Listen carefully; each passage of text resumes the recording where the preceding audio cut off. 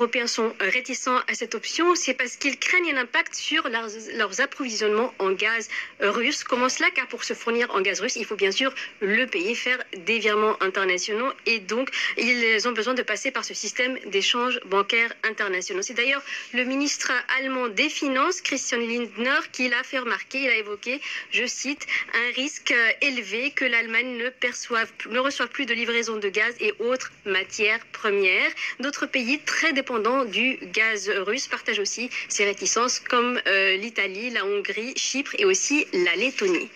Oui, parce que l'Union européenne, enfin cela dépend un peu des pays, mais l'Union européenne dans son ensemble est devenue très dépendante ces dernières années face au gaz russe. Oui, alors il faut savoir d'abord que l'Union européenne, que le gaz représente près de 22% des besoins énergétiques de l'Europe. Ensuite, ce gaz, il vient majoritairement de Russie. Près de 40% du gaz qui y arrive vers l'Union européenne, il vient de Russie. Il y a moins de 10 ans, l'Union européenne importait seulement 25% de son gaz de Russie et cela a fortement augmenté. Donc on est arrivé à 40%. La raison, c'est que l'Europe produit de moins en moins de gaz sur son territoire. Et puis il y a il y a de nombreuses raisons qui expliquent aussi la flambée du gaz sur le marché mondial. On était déjà avant donc ce conflit sur un marché mondial du gaz très tendu. Plusieurs raisons à cela. D'abord, il y avait des stocks faibles. On est arrivé à l'automne, vers l'hiver, avec des stocks qui étaient déjà très faibles parce qu'on avait eu avant un printemps qui était assez froid et on avait donc eu besoin de puiser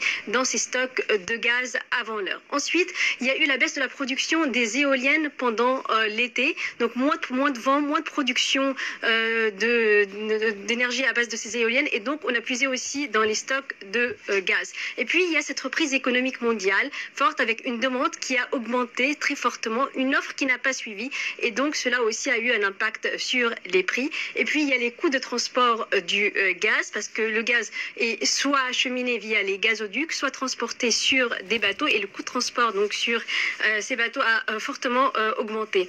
Enfin, cette flambée des prix du gaz, elle risque de durer bien au-delà de l'hiver car au printemps, il faudra reconstituer les stocks en vue de l'hiver prochain. Les Européens ont-ils vraiment des alternatives